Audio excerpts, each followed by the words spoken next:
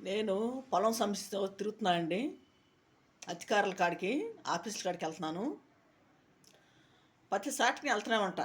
అర్జీలు పెట్టుకోవటానికి. గుంటూరే గానీ, ఎలకపూడే గానీ, మరి కరకట్టే గానీ, బైపాసు మంగళగిరే గానీ, అన్ని సాట్లని వెళ్తూ ఉంటా. నేను ఎక్కడికి వెళ్ళేది, ఎప్పుడు వెళ్ళేది, నేను ఏ టైంలో ఎక్కడ ఉండేది, అన్ని ఇన్ఫర్మేషన్లు పంపిస్తున్నారు నా గురించి. ఎవరికి? మా భూమి ఆక్రమించిన వాళ్ళకి, కబ్జాదారులకి. నేను ఏ టైంలో ఎక్కడ ఉంటానా, ఏ రోజు నేను ఎక్కడికి వెళ్తున్నానా, ఎప్పటికెప్పుడు ఇన్ఫర్మేషన్ ఇచ్చేస్తున్నారు వాళ్ళకి. ఎవరు వస్తున్నారో ఏంటో తెలియట్లేదు, అసలు ఎందుకు ఎత్తున్నారో తెలియట్లేదు, వాళ్ళకి వచ్చే ఏంటో నాకు తెలియట్లా, వాళ్ళకి అంత ఆనందం ఏంటో మరి నాకు అర్థం కావట్లా. ఒకవేళ వాళ్ళు ఏమన్నా డబ్బులు ఇస్తున్నారు వీళ్ళకి, ఏమన్నా వాళ్ళ గురించి కొంత ఇన్ఫర్మేషన్ మాకు చెప్పండి, మేము డబ్బులు ఇస్తామని చెప్పి ఏమన్నా డబ్బులు ఇచ్చి ఒకవేళ వాళ్ళని పెడుతున్నారా కాపలా ఏమన్నా నాకు? నేను ఎటు వెళ్ళేది ఎటు వచ్చేది వాళ్ళని నేను కాపలా పెట్టుకుంటున్నారా?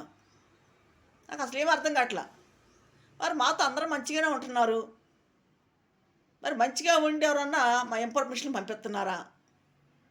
మాలోనే ఉండి మాతోటే ఉండి మా గురించి ఇన్ఫర్మేషన్లు ఏమన్నా పంపిస్తున్నారా? తెలియట్లా, మాకు అర్థం కావట్లా. నేను ఏ టైంలో ఎక్కడికి వెళ్తుంది, ఏ టైంలో ఎక్కడ ఉండేది అన్నీ చెప్పేస్తున్నారు వాళ్ళకి, అన్నీ తెలిసిపోతున్నాయి వాళ్ళకి. ఎలా తెలుస్తుంది?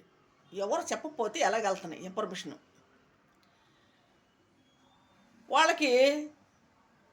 మరి ఏ రోజు నేను ఎక్కడుండేది, ఏ టైంలో నేను ఎక్కడుండేది అన్నీ వాళ్ళకి చెప్తున్నారంటే అది ఎవరో మాలోనే ఉండి మాలోనే తిరుగుతున్నారు చెప్తున్నారు ఇన్ఫర్మేషన్. లేకపోతే వాళ్ళకి ఎలా తెలుస్తుంది? ఇప్పుడు నేను ఏ రోజు ఎక్కడికి వెళ్ళేది వాళ్ళకి ఎలా తెలిసిద్ది, నేను ఏ టైంలో ఎక్కడ ఉండేది వాళ్ళకి ఎలా తెలిసిద్ది? మరి వాళ్ళ గురించి నాకు తెలియట్లేదే, మరి నా గురించి ఎక్కడ తెలుస్తుంది వాళ్ళకి?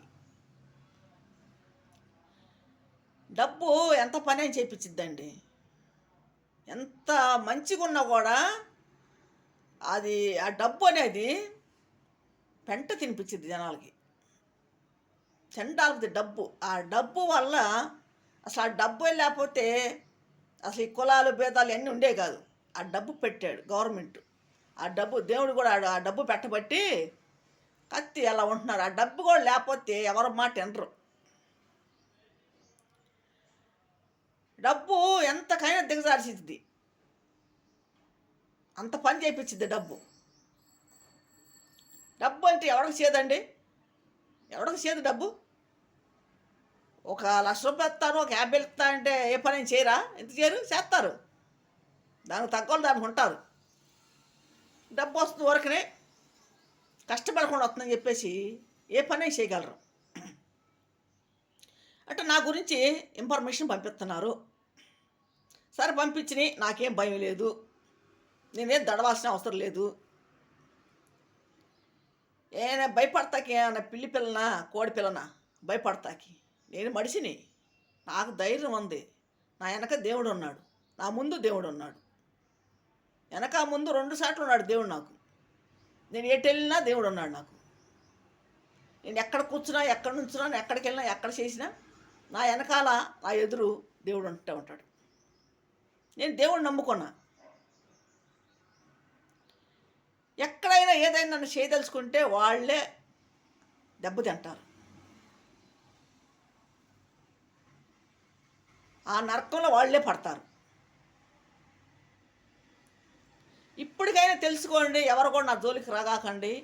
ఎందుకంటే గతంలో అయిపోయినాయి. అంతటితో ఆగితే బాగుంటుంది. డబ్బు ఉందని, మీకు అండ ఉందని, రౌడీలు ఉన్నారని, గుండాలు ఉన్నారని నా మీద ఎర్రవీకితే రేపు మీరే దెబ్బతింటారు. మీరు డబ్బు ఖర్చు పెట్టి ఏదైనా చేస్తా అంటున్నారు, చేస్తారు. రేపటి రోజు మీ పిల్లలను చూసుకోండి. అది మీ పిల్లలు తగలకుండా చూసుకోండి. ఆ ఉసురు అనేది, ఆ ఉసురు తప్పకుండా కొట్టిద్ది, బిడ్డల తరం కొట్టిద్ది. పట్టుకుండా ఉండదు. ఎందుకంటే ఒకడిని వృధాగా పోయి ఒకడిని ఏదన్నా సావదెంగినా వాడిని ఏదైనా చేసినా అది ఆ దెబ్బ అనేది వాళ్ళ బిడ్డలు చుట్టుకుంటుంది. ఆ కర్మ అనుమతించాలి, తప్పదు. వాళ్ళ డబ్బు ఉంది, మీ ఇష్టం వచ్చాడు చేస్తే ఎవరైనా సరే రేపటి రోజున మీరు అనుభవించాలి, మీ బిడ్డలు అనుభవించాలి. అది ఎక్కడికి పోదు. ఇదివరకు ఎప్పుడుకో ఎక్కడో జరిగేది, ఇప్పుడు ఎంపడ చూపిస్తున్నాడు దేవుడు. ఒకళ్ళని మోసం చేస్తే తెల్లారిపాటు వాళ్ళకి జరుగుతుంది ఏదైనా. భగవంతుడనే ఉన్నాడు, నేను నమ్ముకున్నాను, దేవుడు నమ్ముకున్నాను. మరి నేను ఎవరికి ఏ దోహం చేయలేదు. మేము కానీ, మా కుటుంబంలో కానీ, మా అక్క చెల్లి అన్నదమ్ములు కానీ, మా తల్లి కానీ, మా తండ్రి కానీ, ఎవరు కానీ, మా బిడ్డలు కానీ, బిడ్డలు కానీ ఎవరిని మేము మోసం చేయలేదు. ఎవరిని మోసకిచ్చి మేము ఒకళ్ళ దగ్గర ఒక రూపాయి మేము తినింది లేదు. ఎవరు స్థలాలు, ఎవరు భూములు మేము ఆక్రమించింది లేదు. ఇట్లా మా ఆస్తి పోయింది కాబట్టి మేము తిరుగుతున్నాం. మరి అధికారుల కాడికి వెళ్తున్నాను, అధికారులతో మాట్లాడుకుంటున్నాము. మరి ప్రతిసాటికి వెళ్ళి నేను అర్జీ పెట్టుకుంటున్నాను. గుంటూరు కలెక్టర్ ఆఫీస్లో పెడుతున్నాను, మరి ఎంఆర్ ఆఫీస్లో పెడుతున్నాను, మరి చంద్రబాబు అన్నయ్య కాడ పెడుతున్నాను, లోకేష్ బాబు దగ్గర పెడుతున్నాను, పవన్ కళ్యాణ్ దగ్గర పెడుతున్నాను, ఎలకపూడి సచివాలయం దగ్గర పెడుతున్నాను. ఇన్నిసార్లు నేను పెడుతున్నా కాగితాలు. తెనాలి సబ్ కలెక్టరా, జాయింట్ కలెక్టర్ అక్కడ పెడుతున్నాము, ఆర్డ్ ఆఫీస్లో పెడుతున్నాను, రికార్డ్ ఆఫీస్లో పెడుతున్నాను, గుంటూరు ప్రతిసారి కూడా చెబుతున్నా పెట్టి కడాలా. మరి ఎన్నిసార్లు పెట్టినా కూడా నాకు ఎటువంటి న్యాయం కానీ పరిష్కారం కానీ జరగలేదు. ఎందుకంటే మరి ఇది అధికారులు చూస్తున్నారా చూడట్లేదా నాకు అసలు ఏమంత అట్లా అర్థం కావట్లా. ఇన్ని అర్జీలు నేను పెడుతున్నా. ఇప్పుడు చంద్రబాబు అన్నయ్య వచ్చిన కాంచి నేను పెడుతూనే ఉన్న అర్జీలు. ఒక్కటి కాకపోయినా ఒక్కడైనా చూడట్లేదా? ఆయన దగ్గరికి ఎవరు పంపట్లేదు అర్జీని. పలానా సాట పలానా ఏరి నుంచి వస్తున్నాయి అర్జీలు వస్తున్నాయి, పదే వస్తున్నాయని చెప్పేసి అధికారులన్నా మరి చంద్రబాబు అన్నయ్యకి చెప్పట్లేదా? లోకేష్ బాబు చెప్పట్లేదా? పవన్ కళ్యాణ్కి చెప్పట్లేదా? ఈ మధ్యలో వాళ్ళు ఏమన్నా కాగితాలని పక్కన పడేస్తున్నారా, చించేస్తున్నారా, అర్జీలు వాళ్ళ దగ్గరికి వెళ్ళకుండా చేస్తున్నారా? మాకేం తెలియట్లేదు అసలు. మాకు ఎన్నో అర్జీలు పెడుతున్నాం. గతంలో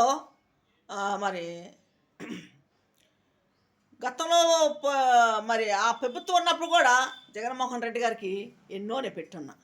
మరి ఆ సార్ కూడా చూసాడో చూడలేదో మా అర్జీలు మాకు తెలీదు. కానీ ఆ పార్టీలో ఉన్నప్పుడు ఆ పార్టీలో ఉన్నవాళ్ళు మమ్మల్ని బెదిరించారు. అప్పుడు పోలీసు వాళ్ళు మమ్మల్ని బెదిరించారు, నన్ను చిత్రవధం చేశారు. మరి ఆయన కలవాలని, ఆ సార్ని కలవాలని చెప్పి ఎన్నో నేను సార్ ప్రయత్నం చేశాను. ఏ రోజు ఆయన కలవాలా నేను. ఆయన మాకు కనపడింది లేదు. 5 సంవత్సరాలు తిరిగా నేను. ఆయన ప్రభుత్వం 5 సంవత్సరాలు తిరిగా. మరి ఆ సార్ నాకు ఎప్పుడు కలవలేదు. మరి ఎప్పుడు నేను ఆయన చేతికి ఇచ్చి అర్జీ ఇచ్చింది కూడా లేదు. బయట తీసుకొని బయట పంపించేవాళ్ళు. మరి బయట కూడా నన్ను అక్కడ ఎస్సీ ఉండేవాడు, ఎస్సీ కూడా బెదిరించాడు నన్ను.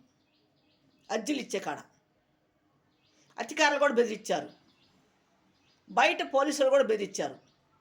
నన్ను చాలా చిత్రవధం చేశారు, చాలా బాధ పెట్టారు గత ప్రభుత్వంలో కూడా. మరి అన్నీ జగన్ సార్కి తెలీదు. ఆయన తెలుసో తెలీదో మనకు మాట తెలీదు ఆ సంగతి. కానీ మరి ఆయనకి తెలిస్తే జరగనిచ్చేవాడు కాదేమో మేము అనుకోవటం, తెలీదే అనుకుంటున్నాం మేము. మరి ఆయన అధికారంలో ఉన్నవాళ్ళు ఈ పని చేశారు. ఆ భూమిని ఆక్రమించుకొని ప్యాట్లు వేసుకొని అమ్మేసేశారు. బాలసాని రాజేశ్వరరావు కుటుంబం, సముద్రాల చెరుబాబు కుటుంబం. బాలసాని రాజేశ్వరరావు కొడుకులు ఆయన, సముద్రాల చెరుబాబు కొడుకులు ఆయన, కోడళ్ళు, మనవాళ్ళు, వీళ్ళందరూ కలిసి ఆ భూమిని ప్యాట్లు వేసుకొని అమ్మేసుకున్నారు. మరి ఈరోజు ఈ ప్రభుత్వం వచ్చింది. ఈ ప్రభుత్వం వచ్చిన కాంచి కూడా తిరుగుతూనే ఉన్నా. ఫస్ట్లోనే చంద్రబాబు అన్నయ్య నేను కలిసా. 3వ వారంలోనే పంచాయత్ దర్బార్ చెబితే, పంచాయత్ దర్బార్లో అప్పుడు అందరూ వచ్చారు, జనం అంతా అన్ని జిల్లాల నుంచి వచ్చారు. తోపులాట అయింది. తోపులాటలో కూడా 2 సార్లు నేను పడిపోయి లేచి కూడా అన్నీ కలవాలి, అన్నితో మాట్లాడాలని చెప్పి ఆశతో నేను సాయంకాలం 5 అయింది. ఉదయం 9ంటికి వెళ్ళాం మేము. ఎక్కడెక్కడ జనం అంతా వచ్చారు, ఫుల్గా వచ్చేసారు. ఆ అన్నయ్యని చూడాలని ఎంతోమంది తోపులాట. కొంతమంది తోపులాట తట్టుకోలేక ఆడవాళ్ళు ఏడిచి బయటకు వచ్చేసారు. నేను ఎలాగొన్నా ఆయన్ని కలవాలని. ఆయన నన్ను 2 సార్లు తోసి 2 సార్లు పడేశారు. నన్ను దెబ్బలు కూడా తెలియ నాకు. ఆయన్ని కలిసి ఎంతసేపు మాట్లాడితే అవ్వలేదు, 1 నిమిషం మాట్లాడితే అవ్వలేదు. కాగితాలు ఇచ్చాను, చూశాడు అన్నయ్య అంతే. నా మెడలో కండ కూడా వేశాడు. ఫస్టే ఫస్ట్ 3వ వారంలో కలిసా చంద్రబాబు అన్నయ్యని. చంద్రబాబు అన్నయ్యని కలిశాను, కాగితాలు ఇచ్చేసరి పంపించారు. మరి అన్నయ్య చూశాడో చూడలేదో తెలీదు. తర్వాత లోకేష్ బాబుని పదవిలోకి రాకముందు గెలవకముందు 3 సార్లు కలిసి మాట్లాడా. అమ్మ చూద్దాం, మన పార్టీ రాని మాట్లాడదాం, మన పార్టీ గెలిచాక మేము చూస్తాం, నీ భూమి ఎక్కడికి పోదు, మేము ఉన్నామమ్మా, మేము చేస్తామని చెప్పేసి లోకేష్ బాబు మాట్లాడాడు. ఆయన ఎక్కడ మీటింగ్ ఉన్నా మీటింగ్ కాడికి వెళ్ళి కలిసిదాన్ని, ఆయనతో డైరెక్ట్గా మాట్లాడేదాన్ని నేను. ఆయన కూడా మాట్లాడేవాడు, లోకేష్ బాబు మాట్లాడేవాడు. సరే గెలిచినాక కూడా 2 సార్లు వెళ్ళి కలిసా.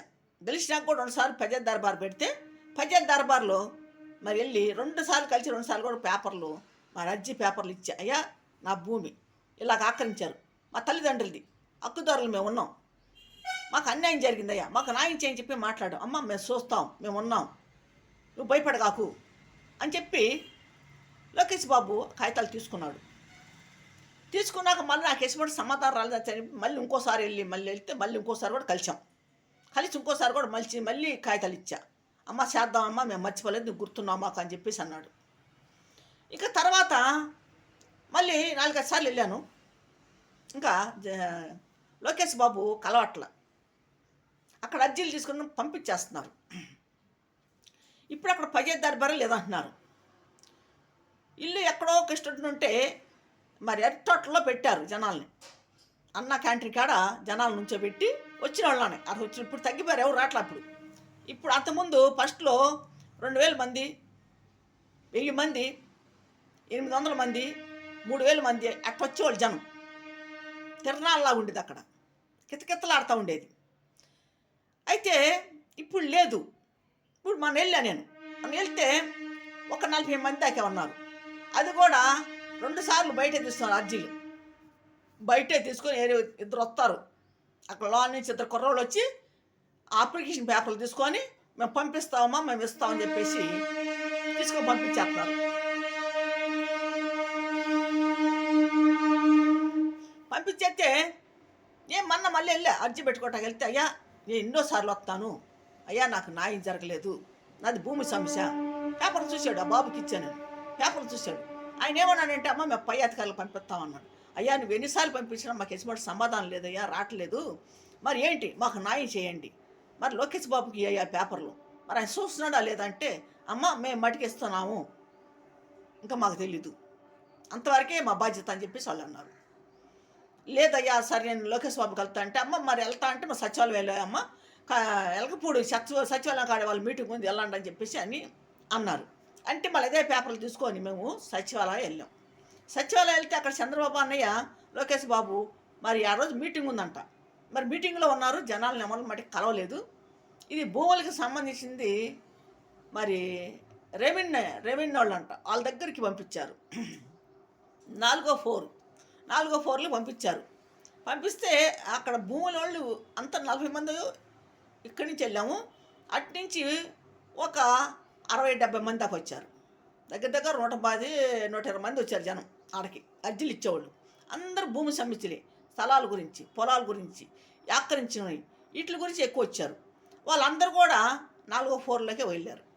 అక్కడికి వెళ్ళి ఇచ్చాం. ఆ బాబుకి ఇస్తే ఆ బాబు అన్నాడు, అయ్యా ఒకసారి చూడయ్యా, అర్జీ చూడు, అంతా చూడు, నువ్వు అన్ని పేపర్లు చూడు అని చెప్పి చూపించాను దగ్గరుండి. అమ్మ చూశాను, గతంలో కూడా చాలాసార్లు వచ్చినామా, నేను చూశానమ్మా అన్నాడు. అయ్యా నువ్వు ఒక బట్టికి మాకు న్యాయం చేయ్యా, లోకేష్ బాబుకి పంపించు, చంద్రబాబు అన్నకి పంపించు, మా గురించి చెప్పాయి అని చెప్పేసి అంటే, అమ్మ మేము చెప్పేది ఏం లేదు, ఈ అర్జీ మేము ఇంకో మేడం ఉంటుంది, ఆ మేడంకి ఇస్తాం, మేము ఆ మేడం కలెక్టర్కి పంపించిద్ది అని చెప్పి అన్నాడు.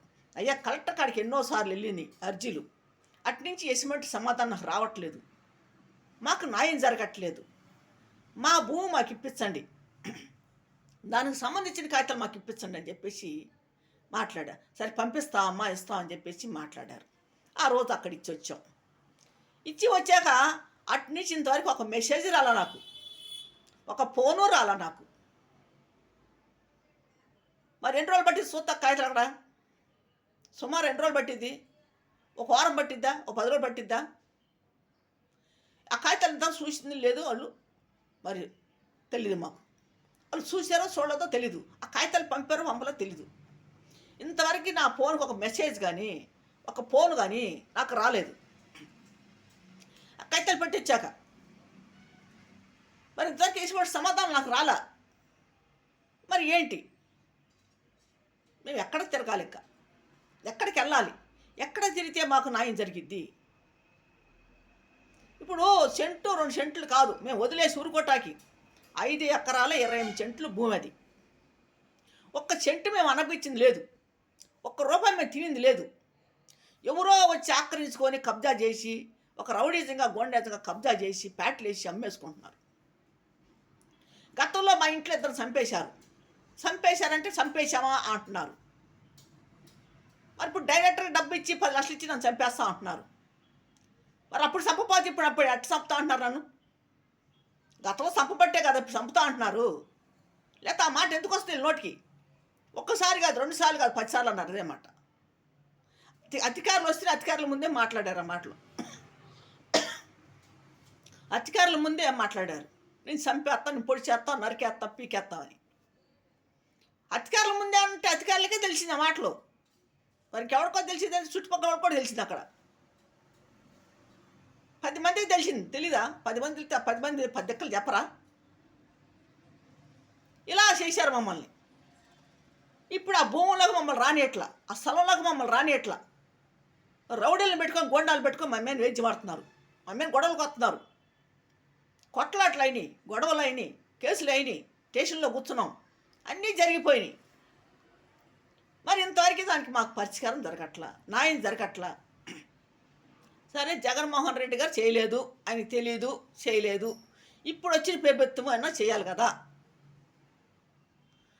మేము తెలుగుదేశం పార్టీ వాళ్ళం, మేము పక్కా తెలుగుదేశం పార్టీ వాళ్ళం. ఇప్పుడు కాదు, 4 తరాల నుంచి మా అమ్మ కానించి, మా అమ్మమ్మ, మా అమ్మ కానించి, మరి మా కానించి, మా బిడ్డలు కానించి, మా బిడ్డలు కానించి. మరి ఇప్పటికీ మేము తెలుగుదేశం పార్టీకి మేము ఓట్లు వేస్తున్నాం. తెలుగుదేశం పార్టీ మీటింగ్ ఉందంటే ఎక్కడికైనా పరిగెడతాను నేను. 1 రూపాయి నేను తీసుకోవట్లా, ఎవరు నాకు రూపాయి ఇవ్వట్లా, ఎవరు కూడా 1 రూపాయి నాకు ఇవ్వట్లా. నా డబ్బులు ఖర్చు పెట్టుకొని వెళ్తున్నా. ఎక్కడ మీటింగ్ ఉంటే ఎక్కడికి వెళ్తా. అభిమానం నాకు అభిమానంతో వెళ్తున్నాను.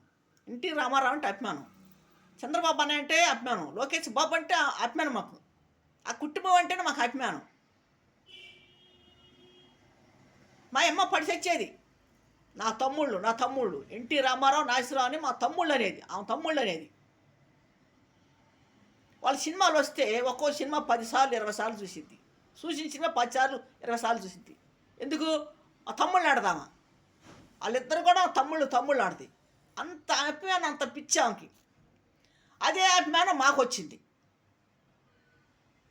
ఎన్టీ రామారావు అన్న, మరి బాలకృష్ణ అన్న వాళ్ళ కుటుంబం అన్న, చంద్రబాబు అన్నయ్య అన్న, లోకేష్ బాబు అన్న వాళ్ళ కుటుంబం అన్న, మాకు అంత అభిమానం. మరి మేము ఆ పార్టీలోనే ఆ పార్టీ కొట్లు వేస్తుంటే, ఆ పార్టీలో మేము తిరుగుతుంటే మేము తెలుగుదేశం పార్టీ అన్న కూడా కొట్టారు మమ్మల్ని. ఎవరు? కబ్జాదారులు, మా భూమి ఆక్రమించిన వాళ్ళు. మరి ఈ రకంగా చేస్తున్నారు.